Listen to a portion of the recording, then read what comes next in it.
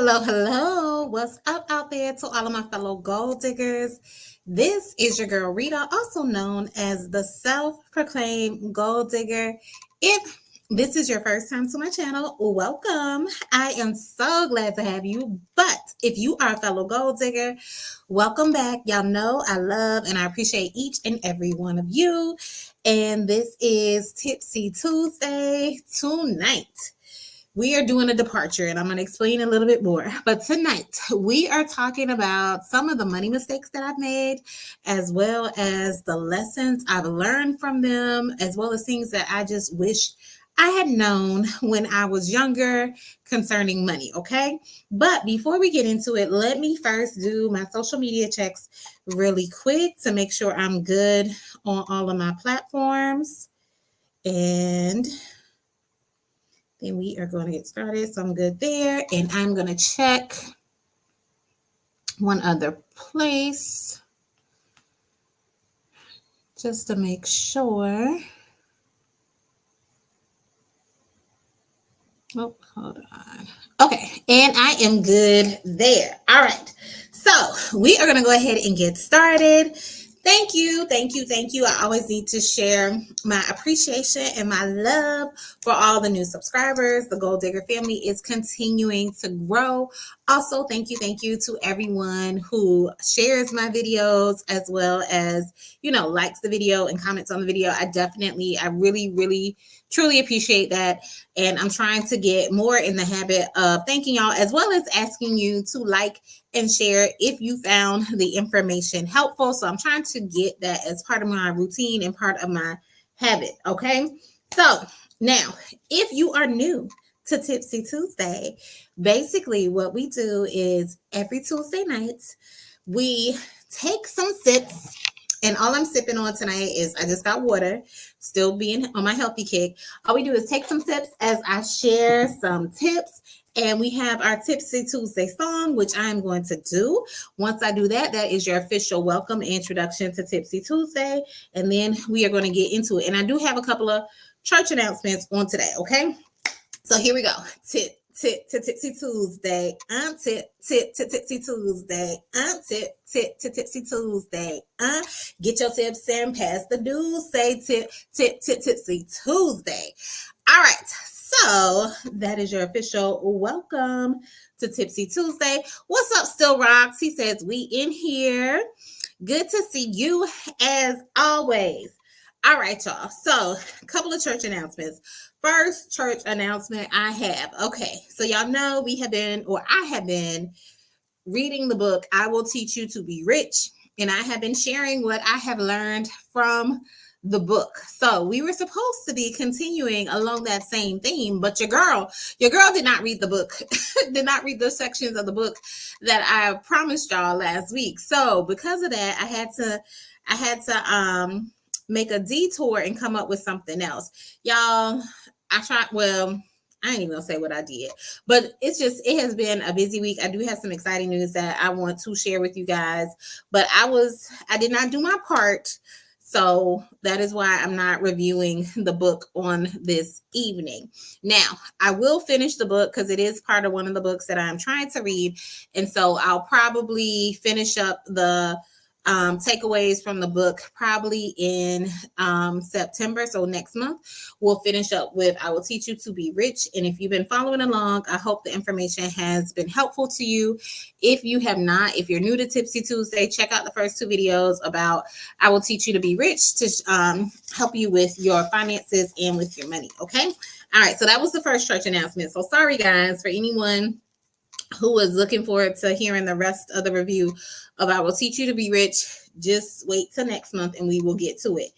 All right. So the other church announcement I have, a couple of church announcements I have, I believe I shared with you guys that I am going to be attending InvestFest, which is coming up this weekend.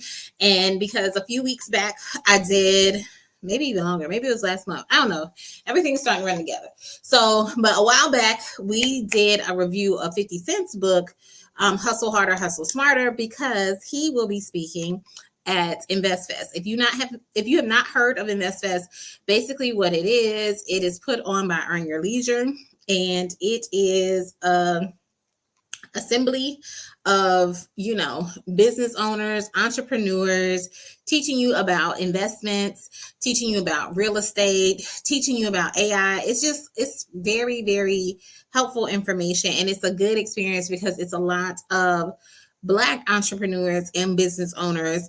So seeing those kind of like-minded people in one space, it's very inspirational and empowering. So this will be my third year attending InvestFest. And because of that, I have never done, I've never done a recap about my experience with InvestFest. So I will be kind of like taking y'all along for the journey. So if you don't follow me on Instagram, which is at Gold Digger Chick, GOAL, and then Chick is just CHIC. If you don't follow me on there, follow me on there because I'll be posting stuff to my page as well as to like my stories, giving y'all updates about what's going on at InvestFest. If you are not able to attend, if you are able to attend, it is in Atlanta. So if you are able to attend this weekend, I highly recommend it.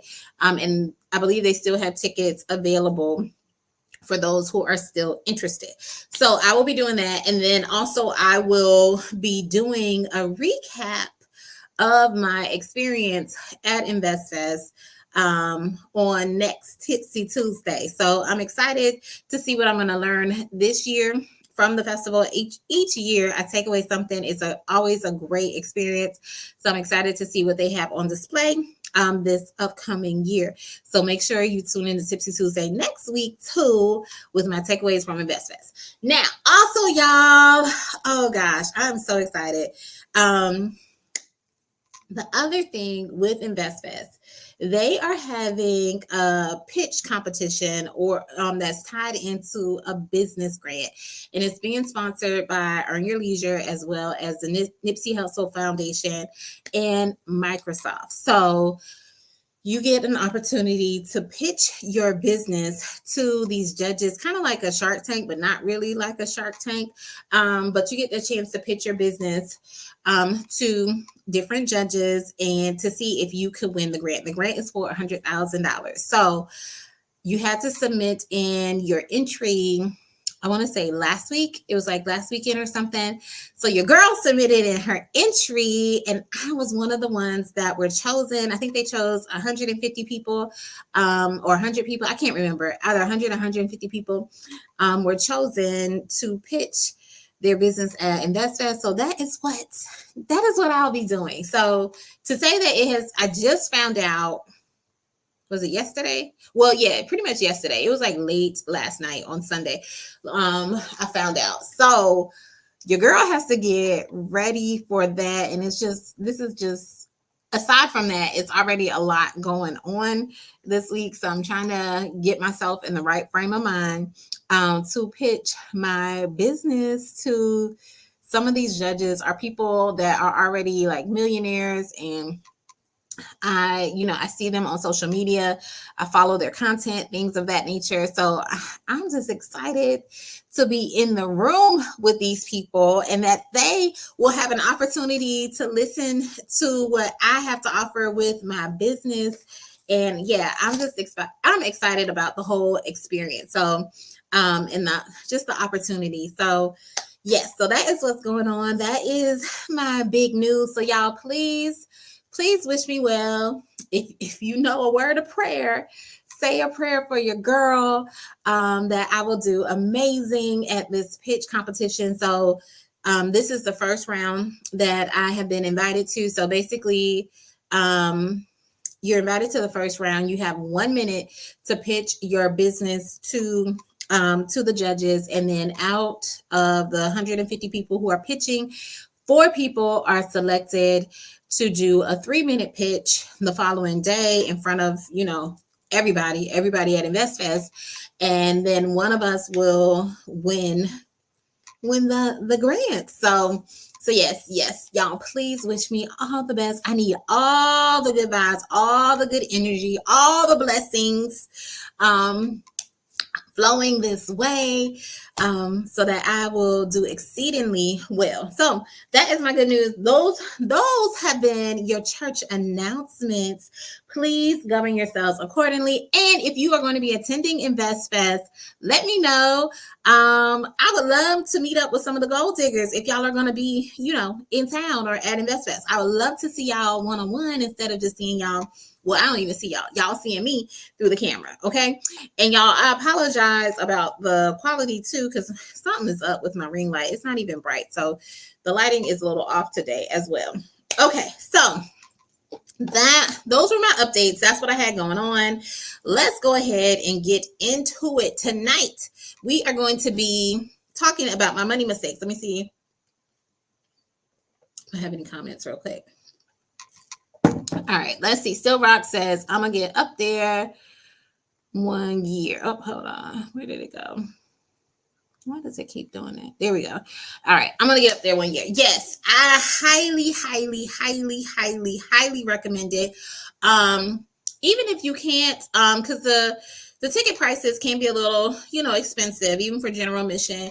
Every year I've been able to take my kids because I want them to experience the energy of entrepreneurship and business ownership aside from just me. I want them to see other people who look like them, who are having successful businesses. So each year I have been able to take my kids, but the tickets are, they can be a little pricey depending on your budget and everything. But I want to say, even if you can't attend Invest Fest, I want to say last year they opened up the marketplace. So they have a marketplace where they have vendors who are just Black business owners that are selling their products. And some of them are the same people who are like speaking on stage or doing a presentation. So you have all kinds of vendors from like small vendors to like well-known brands. Of course, EYL, like Wall Street Trapper was there.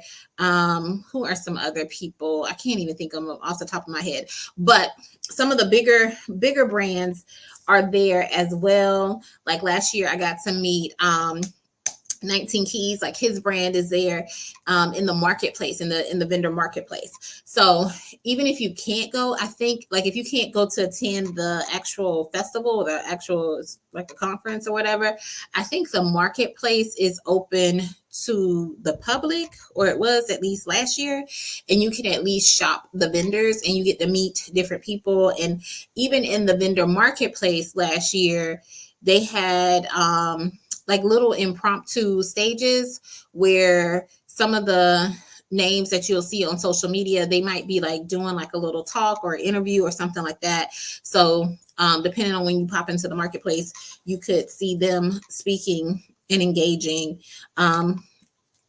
just different types of like giveaways and stuff going on as well. So look into that. And also Still Rocks, there is a virtual option. So if you cannot be there in person, they are offering virtual tickets. And I want to say they've offered that every year. I know they offered it the first year I went. I can't remember if they offered it last year, but excuse me, they just announced that they are offering a virtual option this year. So check it out because it's great information. Great information. All right. Okay, so let's go ahead and get into my money mistakes, y'all. I'm hoping I'm not gonna be up here too long because y'all, I'm kind of tired. It's been a long day. Like I said, it's just been a busy week. And then I don't have my pitch yet. I know what I want to say, but I haven't I haven't like fine-tuned it to where it's exact. And I got to make sure it's within a minute since I only got a minute. So I know what I want to say. So I got to work on my pitch and I need to work on I need to work on everything, my 3-minute pitch as well. So I'm going to be hustling tomorrow to try and get everything done. But let's go ahead and get into my money mistakes, y'all. And then at the end, I'm going to share my biggest money mistake with you guys. All right. So the first money mistake that I made is getting into credit card debt. That is one of my big money mistakes. And I know a lot of people get into credit card debt. I don't know. I won't say it's an attractive system. It's an easy way to get caught up. And I can't even say I got caught up when I was young, because I did get caught up when I was young. But even as I was older, I got caught up in credit card debt. Now, the reasons for me getting caught up were different when I was older versus when I was younger.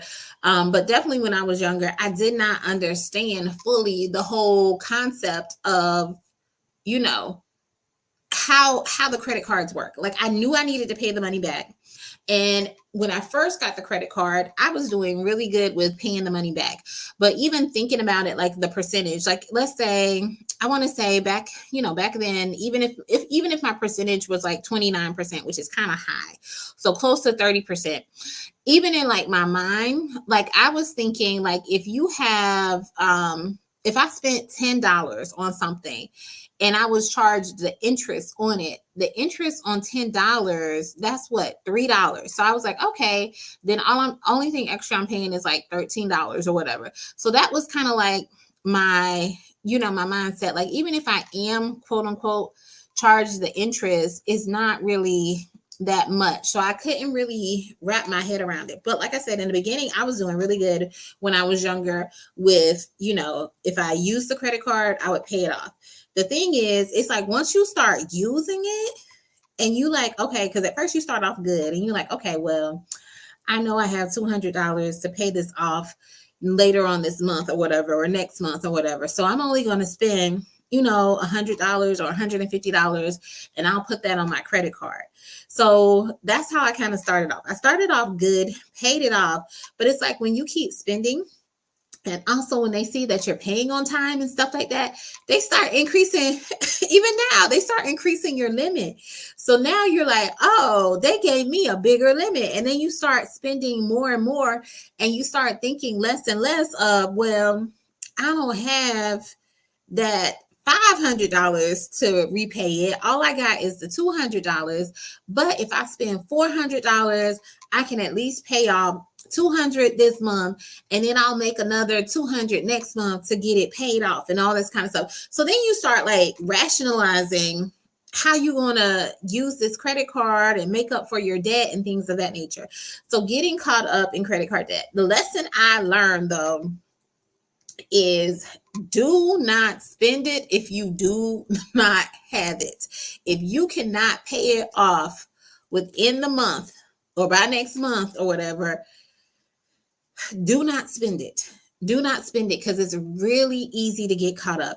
And the way I got caught up as I was older is with them offering that 0% interest rate. So, they offer you a 0% interest rate, and they have it for like a year or a year and a half or 15 months and stuff like that.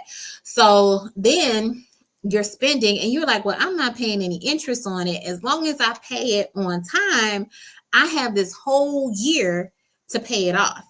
And next thing you know, you keep using it and using it and using it and using it. And even though you're paying it, like back then when I had the 0%, I'll be honest, I was not paying it off in full. I was paying off, like I wasn't paying the minimum. Like I knew enough not to just pay the minimum. I would pay more than the minimum, like probably even, I would pay like most of it, but not all of it. Because I'm like, why should I pay all of it off? This is what I'm thinking in my head. Why should I pay all of it off when they've given me a whole year to pay it off? Like I got all this time and I can use the actual money in my checking account for something else. But already I've spent money that I don't have if I'm already planning on using the money in my checking account for something else and not using it to pay the bill. So yeah, credit card debt is one of the biggest mistakes that I made. And I know it's an easy one to do. And that is why they offer these credit cards to us. They increase the limit. And that's also why they offer like these 0% interest rates for a certain period of time, because they know you will get caught up if you are not being smart and strategic about your money. So don't get caught. And I say don't get caught up. I know that's easier said than done, because like I said, I fell for things when I was younger and I fell for things when I'm older.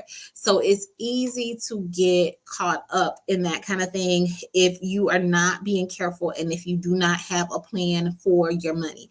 And oftentimes the times I got caught up was either I was in a tight spot where, I was like, okay, let me, do this. Let me borrow this money and then I'll pay it off later. or I just did not have a plan for my money. Like I was just spending, I won't say recklessly, but I guess it is recklessly. Like I was just buying stuff. Like, and I can't even say, as I'm older, like I can't even say I have stuff to show for it, because it was just probably like clothes and stuff like that, or food, or it's not even, it wasn't even like a big purchase. Like, we needed a new washer and dryer, we needed a new refrigerator, I needed a repair on my car. It wasn't even like a big, important expense. It was just like random stuff that, I wanted it and I got it. And then now the bill is coming later. So don't get caught up in credit card debt. That was one of my biggest mistakes. Let's see.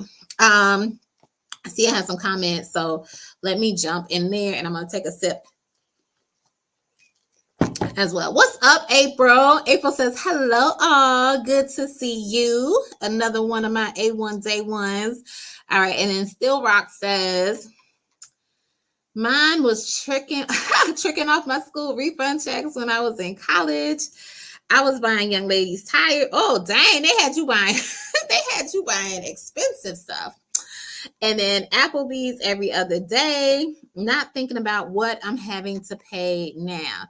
Yeah, it's easy to get caught up. And they know that, y'all. That is why, we get so many solicitations in the mail from credit card companies, because they know it is very enticing and it's easy for us to become a sucker to all their tactics. Like, they play the game. Like I said, they have done a lot of research on us and on our habits and on our spending. And I won't say I forget. I don't even know the amount of credit card debt like the US has, but they know we are a country that just spends overzealously on frivolous things that we don't need to be.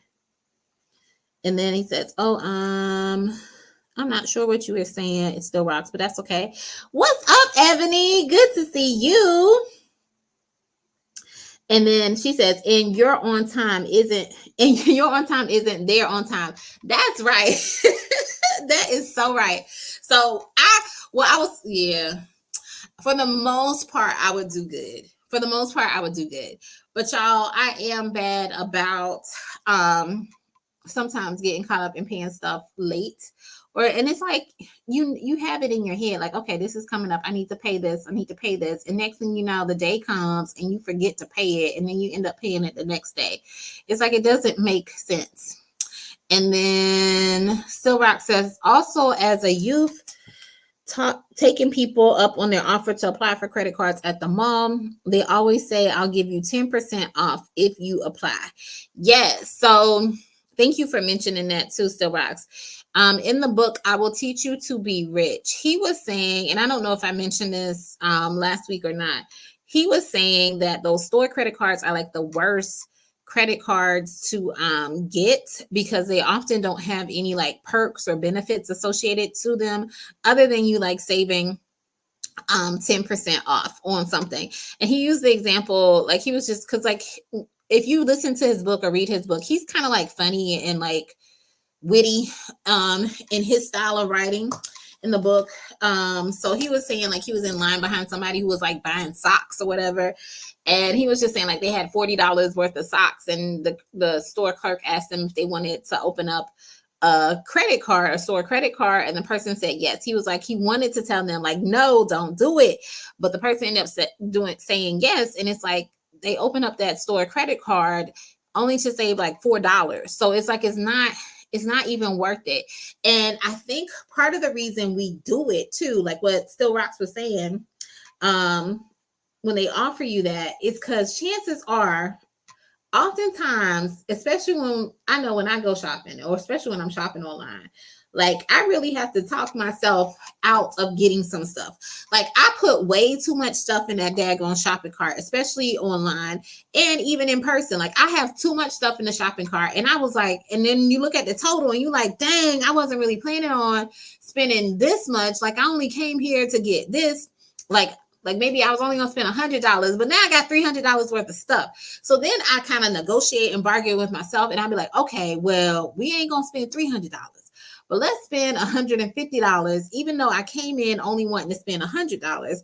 Like, let's drop it down to $150 and only spend $150 on it. So it's like we already have too much stuff. So then when we hear we can save like 10%, 15%, 20%, it makes it feel, well, I know for me, it makes me feel more justified about getting the extra stuff because now I'm saving a little extra money, but I wasn't supposed to have that stuff in the first place. Like, I came in here only with a budget of $100 and I done tripled my daggone budget. April's talking about tires. The girl needed some new tires. He wanted her to be safe. April said, never had a man buy my tires. She was like, he got that good credit card. And then Ebony says, it is due on the 10th and send it in on the 5th. Yes, that is a good philosophy to have. Do I always do it? No.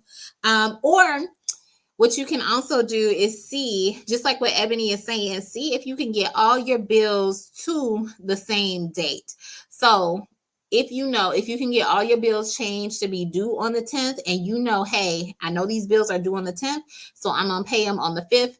That's probably what you should do, because I know for me, and this is something I need to take the time out and do, I get caught up because I'm like, okay, this one's due on the 15th. This other one is due on the 20th. And then this one isn't due till the 25th or like the end of the month or whatever. So then I'm trying to hurry up and pay it, on the 10th, but then I'm kind of late, So that's the thing. But if you can get all your bills on the same day, so that you can be more strategic with it. Because usually when I do pay my bills, I'm paying them all at the same time. Or I try to. And Ebony says, yes, don't do it. And then she says, LOL, I know, right? Too much stuff. Yeah, I be loading up that cart. I don't be thinking, especially with some of the things, I be like Shein is my store. So I be like, oh, this only $10. This one's $10. This $8. And the next thing you know, you got $300 worth of stuff. And I'm like, I did not mean to spend that. And then Ebony asks, what cards did he say is beneficial? So he didn't call out any specific cards, but he said you want to choose like a rewards card. And he advised on cashback cards.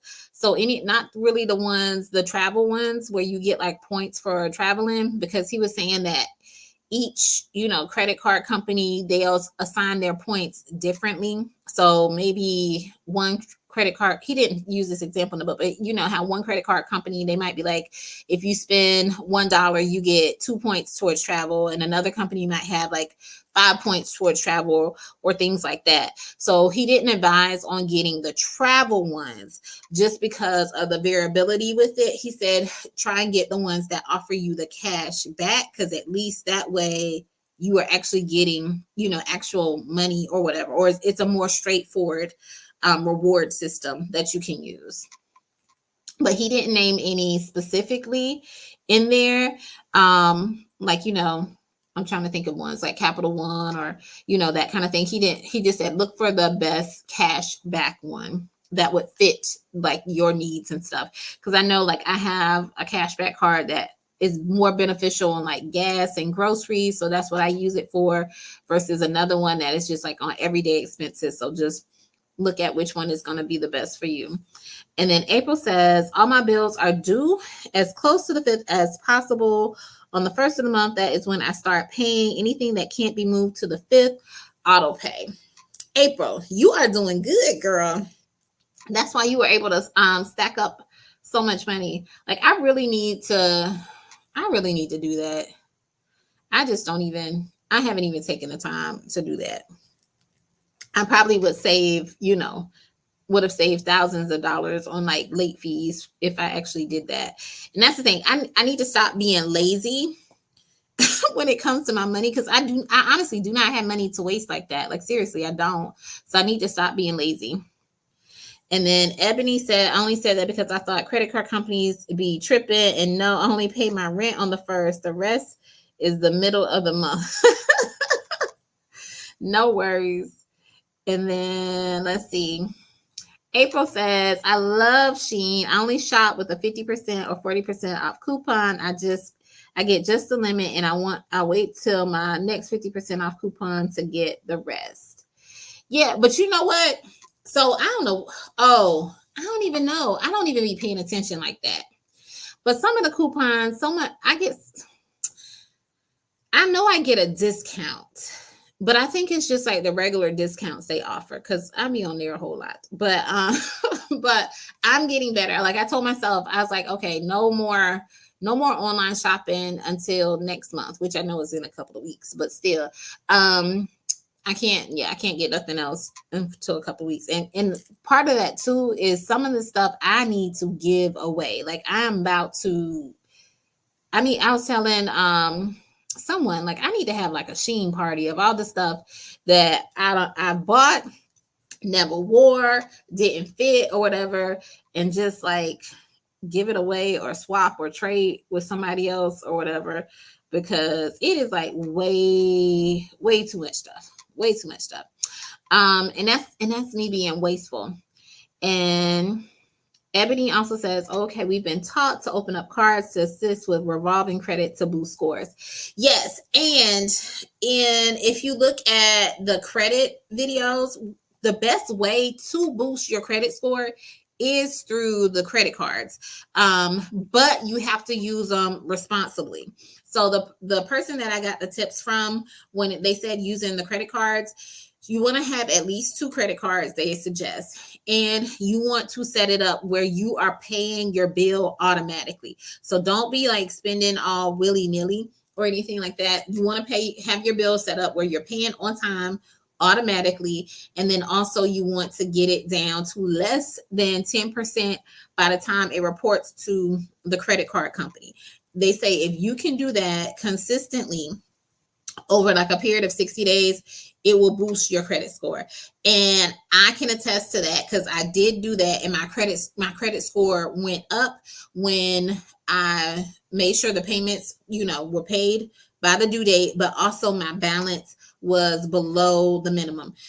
Because before what I was doing is I was clearing out my balance and making it 0, but that's not always good. So, and you still got to be careful. Like it's a whole game that you have to play. They at least need to see that you're using it, but they want to see that you're using 10%. So when I was getting mine down to 0, it made it seem like I wasn't using it. So it wasn't exactly boosting my credit score. So once I left at least a little bit on there, like 10% for the time when they reported, and then came back and zeroed it out, it helped boost my credit score that way. But yeah, it's a whole game that you have to play. And Emmy says, yes, you are, April. And then April says, girl, you was wealthy in a past life. If you not only shopping with a couple on double pointed. See, I don't know about all this. So like my daughter, she'll be telling me like, you need to do it on Sunday when there's free shipping and all this. And I see the people trying to get points. I don't know about all this, I guess, April, you're gonna have to give me a class because I don't have the patience right now to even try and figure it out. About all these like double points and stuff like that. I be seeing some of the stuff that they be offering me, but I'm like, let me just get my stuff and get going because I've already been on this site way too long. And Ebony says, I have a coworker called Sheen her boutique. I mean, they do be having some good stuff. Ebony says, mail them to me, LOL. I'll pay for shipping. I'll have to send you some pictures to see if you like anything, because I seriously was going to take them right on down to the Salvation Army and donate them. And then Silrock says, man, I was using those return checks like they were free money, April. My wife told me I was on my own on my loans. She was like, she is not playing because you got loans, spending your money on somebody's tires. And then April says, take your measurements. That's what I follow when buying from Sheen. It can be anywhere from 1X to 4X, depending on the item. And this is another reason I've gotten so used to Sheen, but I am pretty good about, if I see what kind of fabric fabric it is and my size and like the cut of it. I don't care. I'm looking at the cut and I look at how it looks on the model. I'm pretty good with it. Now, a lot of that other stuff I was getting, the one that I have a whole bunch of, that was before I was paying attention to all of that stuff. And I also was not accepting that I was the size that I was. But that's just a personal thing that I was going through. But but now I'm on point with the sizes when it comes to it. But I will say now that your girl is starting to slim down, I gotta see. So now I got some stuff that I used to wear that I can't wear no more that I gotta give away. But in the beginning I wasn't paying attention. Now I'm like, that fabric, it is not forgiving, that is not gonna stretch, and I just leave it alone. So I've gotten better with that. But I got a lot of stuff early on that did not fit, and because it's only $5, I'm like, I'm not really caring about sending it back. And then Ebony says, got you. And then April's laughing at Still Rocks. And let's see. And then Ebony says, so Pride by due date and down. Oh, pay by due date and down 10%. Yes, they played too much. Yeah, it's a whole little system. But I want to say in that second credit video I did, that's where I break down the system. And Ebony says, I know, right? Too much work. Just buy it. Yeah, because, okay, so like I said, April, you have to tell me about these points. Because at the end of the day, when I'm seeing stuff that's like $8, $10, I don't be tripping as much. I'll just take it out my cart, and then I'll save it for later. And then it would have dropped by the time I look at it again a month later. It's dropped in price. And then I'm like, okay, I'll get it then. And then Emmy says, I meant by the due date. I know what you meant, but you're good. All right. April says, denial is not your friend. Just rip the size tag off. LOL. No, I'm good on my size. Well, I'm pretty good on my size now. Like I said, we'll have to see. But I'm good. Like I said, if I know what kind of fabric it is and I see how it looks on the model, I don't buy anything that doesn't have a model. Like if nobody is modeling it, because they do have some pieces where there's no model. If I don't see it on somebody's body, I don't get that, because I need to see how it flows around them. I need to see what kind of curves they got or don't have and see how it's fitting, so I'll know how it's going to fit on me as well. But anyway, so that was my one of my money mistakes was the credit card debt.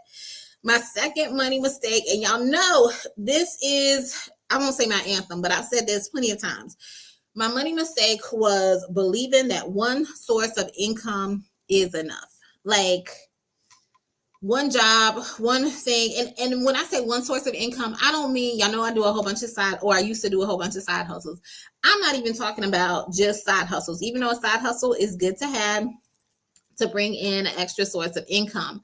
But I'm also just talking about thinking that one job, like working at this one place, is going to be enough to sustain you.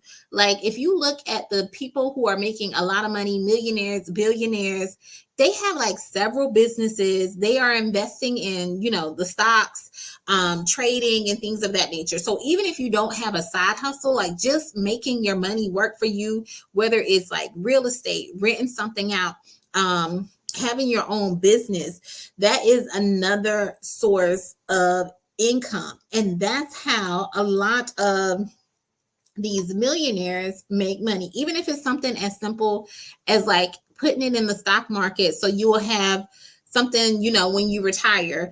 But just thinking that this one job that you have is going to be enough to sustain you. Like when I was growing up, that's what I was led to believe. Like I was told, and like I said, in my young mind, I probably didn't know all the intricacies of it. Like you're just going to work this job. You're going to get this job. You're going to work this job, and it's going to be enough to keep you in it, or it's supposed to be enough to keep you and sustain you. But if you don't use your money in the right way, whether it is investing it in stock, investing it in real estate, investing it in another business, or getting a second job or another job or a side hustle or something like that, one source of income is too close to zero, because what are you going to do if someone lays you off from that job, or if that job went out of business? It's like, what are you going to do now? You gotta start over. So just having some other way for you to have money, just like as a backup plan, something to fall on. I realized that was one of my biggest money mistakes. So like I I cannot emphasize that enough. I will never be so reliant on one job. I don't care how secure a job seems to be, or claims to be. Even with my job, like COVID showed me, girl, your job ain't secure, because everybody shut down. Like everybody is shut down. So COVID really opened up my eyes that one source of income is too close to zero. And you just never know what is going to happen. And I don't want to live in I'm not living in a state of fear, but just realizing, if you look at the people who are making money, they have their money kind of like diversified, and they have like backup plans and backup systems so that they can still bring money in, if something was to happen to their regular source of income. And I don't know, I thought, and even looking back on it, even like when I was growing up, I guess I just didn't realize, like even my dad, he worked a regular job and then he had his own business. And I guess I just didn't look at it that way. I just looked at like my dad having his own business was just because it was something that he liked to do. But I thought that, like his main job was what was sustaining him. And it was, but at the end of the day, having some kind of like little cushion is always helpful. Now, I will say a caveat to that though is making sure you're managing that extra money well, so that you're not, blowing it or overspending it. But yeah, one source of income is way too close to zero. COVID really, really taught me that. You will never find me with just one way to make money. Never find me. Also, I want to make sure I'm educating myself about other ways to make money, which was also why I was getting to all these different side hustles as well. Because I'm like, okay, what can I do without having to go back to school, get a degree that's going to take a whole lot of training or anything like that? I need something quick, easy to make money. And I was like, I don't want my kids to be in that same situation either. And then what is something that they could do? Like, say if they were right out of high school, couldn't find a job, or right out of college, which is what, happened to a lot of people right out of college, couldn't get a job in the field that they went to school with. And you got all your hopes and dreams on this one career path, but you cannot get a job. It's like, what else can you do? So that was part of the reason too, that I was trying out these different side hustles, so I could show my kids like, hey, even if you don't have this job, do this, make some money, make some easy money. And it's not, it's not stressful, or, it's not really time consuming, or, very strenuous. Cause I told y'all, I got to do stuff that's like, I don't say easy, because I don't want to downplay any of my side hustles that I do, but I don't want to do anything that requires like a whole lot of thinking, where I can still make some money and still come out good. All right, let me look at these comments and then I'll move on to the next one. April says, one source of income is never enough. Even back in the day, parents had 7, 12 kids, and all of the kids had a job by 7. Yeah, well, yes. And some of that too, they was putting the kids to work. Like, like they had, I know growing up in the South, like farms and stuff like that, they put them kids to work to help bring in money too. And Ebony says, absolutely. And then April says, I really learned how to hustle with COVID. Yes, same here. I was like, I need to figure out what I can do, because I be daggone, I'm not, I don't want to go back to school. I'm perfectly fine. Like, I don't want to make like this big career change where I got to do a whole bunch of schooling. So if something was to happen, I couldn't go back into this profession, I need to find something where I can still make some money. All right, so that was number 2. The third money mistake that I made, or quote unquote lesson that I've been learning, is keeping up or following up with lifestyle creep. So when I talk about lifestyle creep, y'all already know. I share with y'all. I'm not the big, like, I'm not trying to really keep up with the Joneses. Like, I don't have to have the latest car or anything like that. I'm not doing that in that sense. But with lifestyle creep, I will say, especially when I was younger, it's like it was just lifestyle creep is just when you make more, you spend more. So definitely when I was younger, once I started making more, I just started buying more stuff and spending on things. Like if somebody asked me for something, or if somebody needed something, or if I saw something for somebody, I would just go and get it, and I would spend without a thought, because I had the money. And so I'm like, okay, well, I have the money, I'm going to spend the money. And I knew there was a way for me, or so I thought, I knew there was a way for me to continue getting the money. So I really didn't think about it. So my lifestyle creep was more so, yes, once I made more, I started spending more, but more so, I did not have a plan for my money. And that's why I was able to so easily spend on things, or for other people, or just, and it wasn't anything bad. Like I don't mind doing nice things for people or whatever, but I just didn't have a plan for my money. So if I saw something that I thought somebody might like, I would go and get it and spend it, and not think anything about it.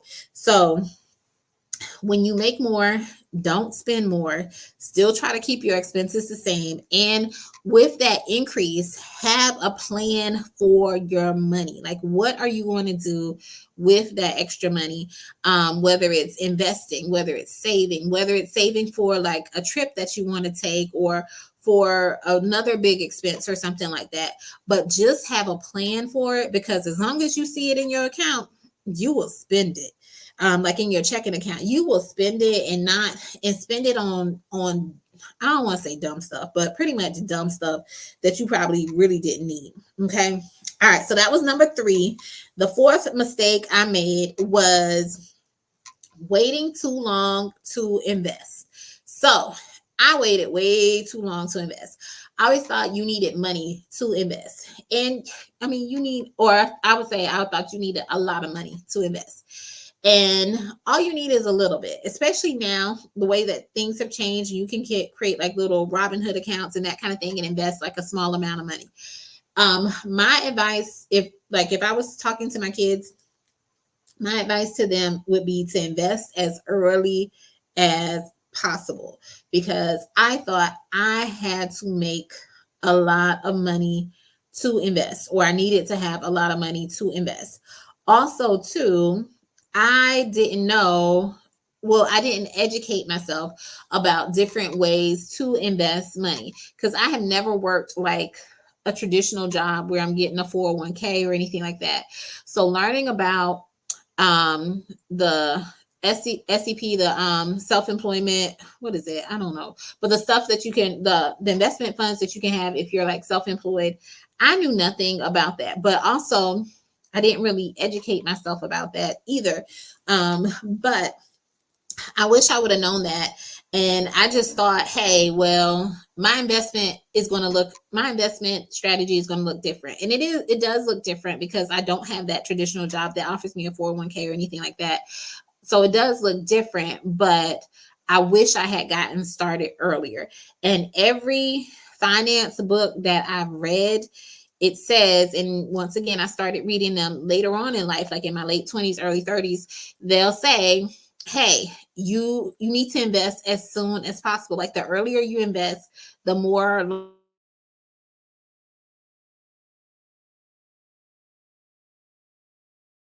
all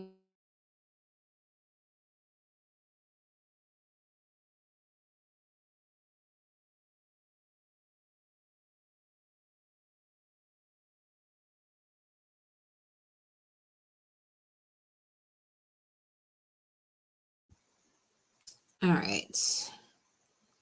Okay, I think I am back. Yeah, I just thought I needed a lot of money to invest. Not the best investment person or anything like that, because I'm still learning. That's why I'm reading these different books and trying to get more into it. But yeah, Don't wait too long to invest. As soon as you start making money, as soon as you start working a job, like even with my daughter, as soon as she could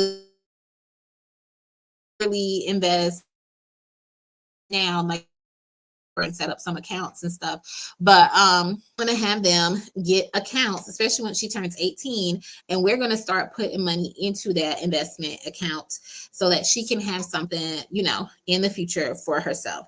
Like, don't wait on your employer to tell you how to invest, because you can start investing. You can start investing earlier.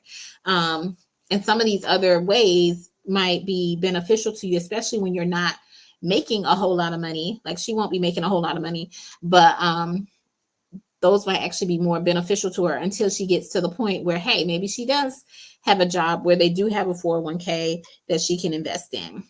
All right, let's see. So invest as early as possible and as often as possible. Like in the book, I Will Teach You to Be Rich, they say automate that investment. Okay. And that's pretty much what I do now. I set it, forget it, don't really think about it. And Ebony asks, how do you like Robinhood? I don't have any issues with Robinhood. Now, I don't invest a whole lot of money into Robinhood, but even with that, I think they have something, like I have something where every month a certain amount is taken or put into that or whatever, but it's not like a bit, it's not my main thing. It's just kind of like I want to say my play investments, but it's more of the stuff that, okay, I'm interested in this, let me see how this goes or whatever. But or somebody suggested this particular stock to me, let me look at it, see if I want to do it. But it's not like my serious investments or anything like that. But for the most part, I don't really look at it like I have the stuff that is automatically done. And then if somebody mentions something to me or I hear something, I might look at a stock and say, hey, let me get some of this, but it's not really on a consistent basis for me to even do it. And yeah, I don't even know if I can pull up my Robinhood account right now. But anyway, but I don't have any issues with it though. And then Ebony says you're breaking up. Yes, I'm sorry. That's when I had lost my internet. But hopefully now y'all can see me and hear me pretty good. And hopefully the internet won't go out again. Okay, yeah. April says I'm back. And then Still Rock says, I don't know if I told y'all, but I got a part-time security job at a HBCU nearby, trying to make some moves. Congratulations. That's awesome. That is really good. Yes. Like I said, one source of income, child, that is too close to zero. I am not trying to go back there. I'm always going to have a way or find a way where I can bring in a little something extra on the side. Now, the fifth thing I have, and I only have 5 things, but I do have like 2 little bonuses. And one of them is, the last 2 bonuses are like my biggest money mistakes that I made. So the fifth thing I had, money mistake I made, and that is relying mainly on student loans to fund my education. Now, let me preface this by saying I am grateful for the education I received courtesy of me taking out these student loans.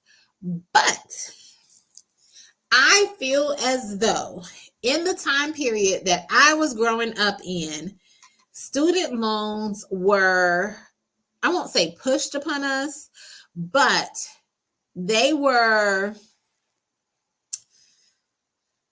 what's the word? They were definitely recommended to us as a way to fund our education. And now that my daughter this is her senior year in high school. Now that my daughter is a senior, I am trying my darndest for her not to get any student loans, whether that means that I'm going to have to pay for her education, which that I won't say that's the easy way, but it is kind of like the easy way. But I'm making sure she looks at scholarships. I'm making sure she looks at grants. I'm going to have her looking at, like internships, all that kind of stuff, seeing everywhere we can get some money, tuition assistance, whatever it is, whatever it takes, however we can do it. So I wish I had that kind of knowledge or that kind of, I guess, I don't know. I was young too. I was young and dumb because I probably wouldn't have put in the effort because I did not apply to any colleges that required me to write an essay because I was like, I'm not. I said, see, this is how arrogant I was.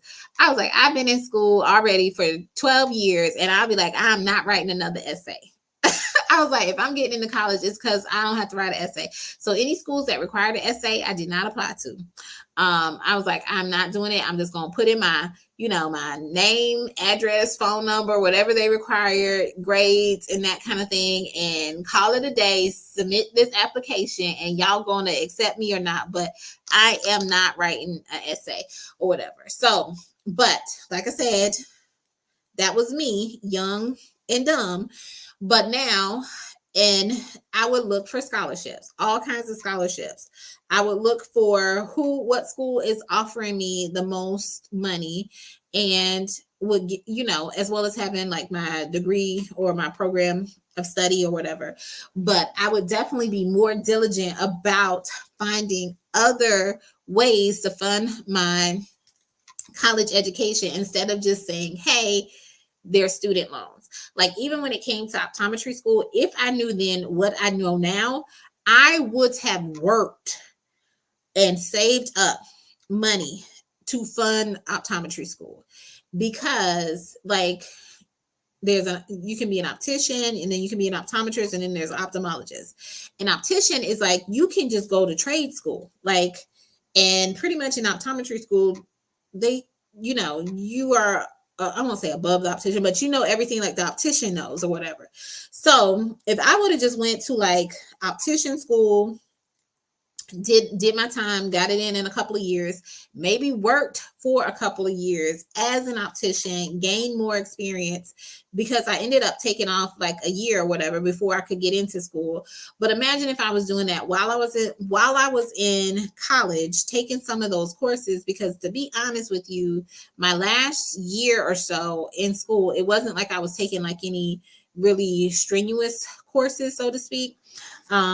But imagine if I was doing that and obtained my, opticianary degree, got licensed, started working as an optician, saved up some money, like actually worked a career for a year when I'm still young, save up some money and use that to go to optometry school, and possibly, because I already have that skill, work on weekends doing that as well. Like I would have did that to help fund my education. Knowing what I know now, I wouldn't have just said, well, optometry school is so expensive, I'm going to have to do nothing but take out student loans. Because quite honestly, looking back at it now, optometry school has changed since then, or I shouldn't say changed, the tuition has changed. But looking back at it, I definitely took out more loans than I needed for optometry school. And I thought I was being smart by putting it in. I think I shared with y'all, putting it in like a high yield savings account, putting any extra money. I wasn't spending it on tires like Still Rocks was. At least put it in a high yield savings account. I'm thinking that I'm gonna make some money. But looking back on it, I probably would have taken out less loans, worked a little bit more because I was already doing work study jobs and bringing in money that way, which kind of offset the tuition. But imagine if I could work like a real job because I had a real skill on the weekend. And even if I only did it one day, like on a Saturday or something like that, even that would have helped out. But I'm advocating for my kids, like find as much scholarship money, grant money as possible. Do not rely on just getting student loans, and look at what it's going to cost you for your tuition and see what other ways can I fund my dream. Because like I said, I feel like the student loans were definitely highly recommended to us, and it could just be that was all our parents, guidance counselors, whoever, teachers kind of knew to kind of show to us. But yeah, let me see these comments, and then y'all, I've been talking too long. And then I'll share my two biggest money mistakes, and then we'll wrap up. April says, get that money, Still Rocks. Yes. And then Ebony says, OMG. What are you talking about, OMG? Is it the student loans? And then Ebony says, yes, interest that accumulates is ridiculous. It is. And then Ebony also says, yes, my son got scholarships. Thank God. Congratulations. That is awesome. Yeah, I'm like, we're going to be looking at scholarships. I already told her, I'm like, get your list together of these different scholarships we're going to apply to. And then Ebony says, you're smart, though. You would have gotten a full ride. Well, thank you, Ebony. No, I would not have got, I did not get no full ride, girl. No, I got, and even so, here's the thing, too.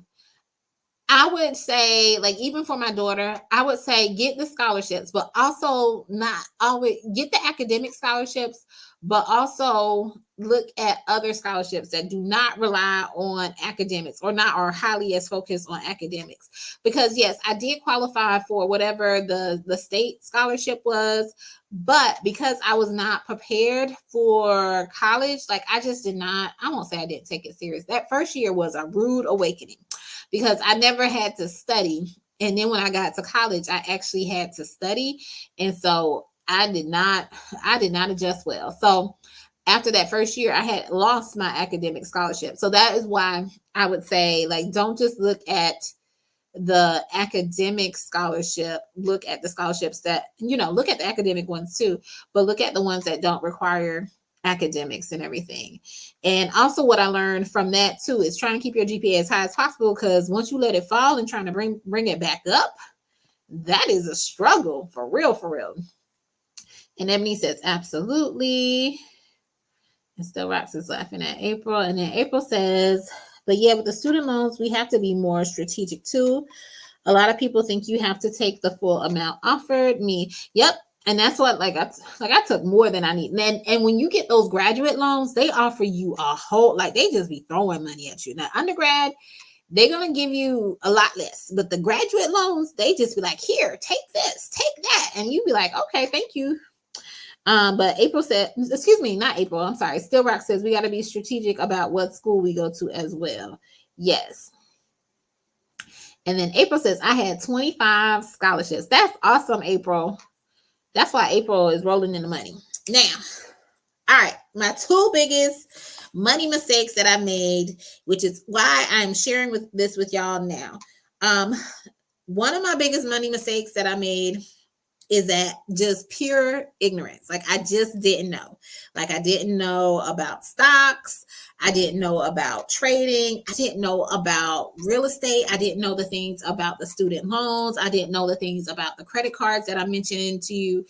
It's it was just pure ignorance. And so that is why I'm advocating so much. Get your education, get knowledgeable about finances and using your money correctly, and not just looking at, well, this is what my mom has always done, or this is what my dad has always done. Unless your mom and dad are millionaires, then yes, follow in their footsteps. But if they are not, and they are still kind of, I won't say living paycheck to paycheck, but they're not doing a whole lot better than you are, then get as much education about personal finances as possible.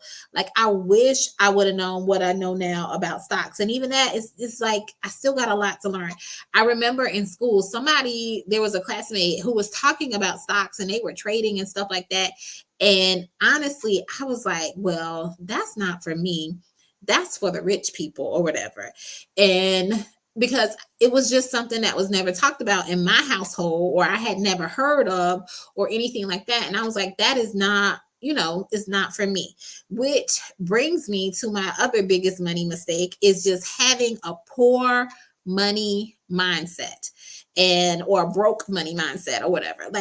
I couldn't even see myself as talking about stocks and trading and stuff like that. It just sounded like a foreign language to me. You would, and this shows you how back in the day it was. You get the newspaper and you look at, the Dow and the NASDAQ report. And this is what the person was looking at. They were looking at that kind of stuff. Even Dow and NASDAQ, they were just foreign words to me or whatever. And it's that's not something, I would do. That's something rich people would do. But in order to be rich, you got to do what the rich people do.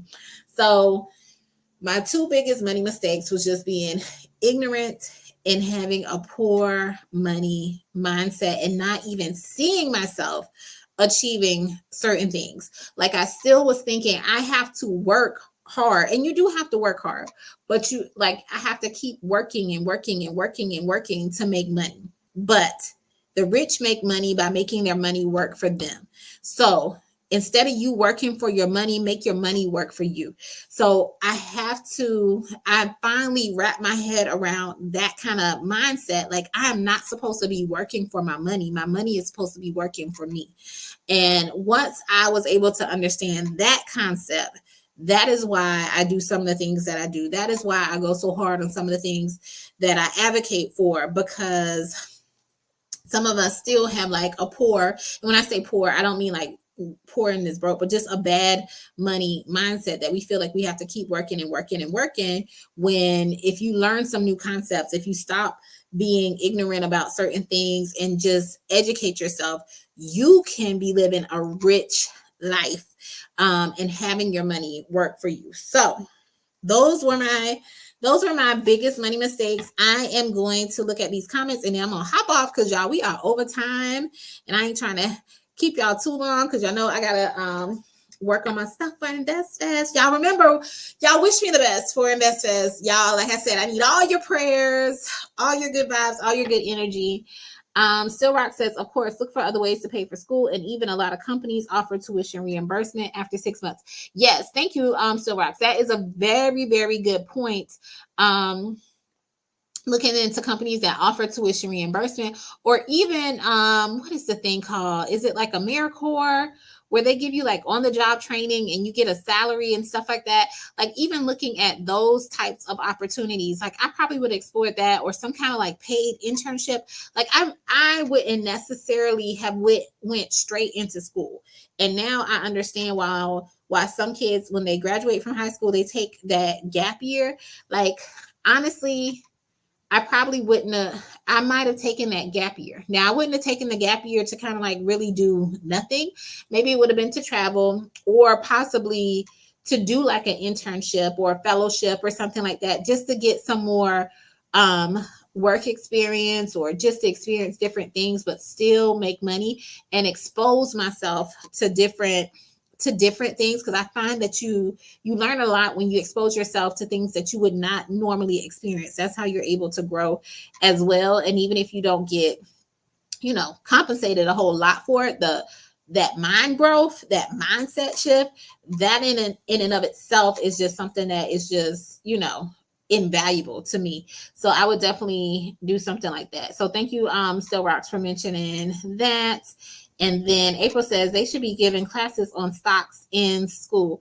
They should, but probably some of these, they would have to try and find a good teacher to teach, and nobody coming from Wall Street to teach that. When they make, well, I'm not gonna say that, when they're making all this money, which is why I'm such an advocate about Invest Fast too, because they really are empowering a generation and shifting the landscape for Black and brown people and minority people, so that we can be well positioned to grow and advance financially. And Ebony says, yes, the mindset. Yeah, I had to really, really change my mindset. But also, which thank you for saying that too, because like I was saying, getting outside of where you grew up and just experiencing different things, that's why I said that mindset shift, just seeing how other people do stuff, it really helps expand your mind, so you'll know like this way is not the only way. Not saying that there's anything wrong with this way, but there's other ways to do things and achieve certain things, and you may want to explore it. And then April says you have to be taught a rich money mindset, taught or exposed, because I don't even want to say his name, but like some people, people who are born rich or whatever, nobody teaches them to be rich. They they just exposed to it, so now they know what a rich money mindset is. But for the people who aren't born into it, yes, you have to be taught, or you're going to have some kind of exposure, in that kind of environment. Oh, thank you, Ebony. She says, you will do well. Thank you. And April says, you will be great. Thank y'all. I appreciate that, y'all. So, y'all, I'm so excited. I'll give y'all some updates. Keep y'all in the loop. And then April says, taught and exposed to. Yes, yes. So, shift your mindsets. I hope that was helpful. Hope y'all learned from my mistakes. Maybe y'all made some of the same ones. Hopefully, we don't keep making these mistakes, especially with the doggone credit card and Sheen and all that kind of stuff. But yeah, until next time, I will see y'all on Tuesday, and y'all enjoy your evening. Take care, everyone.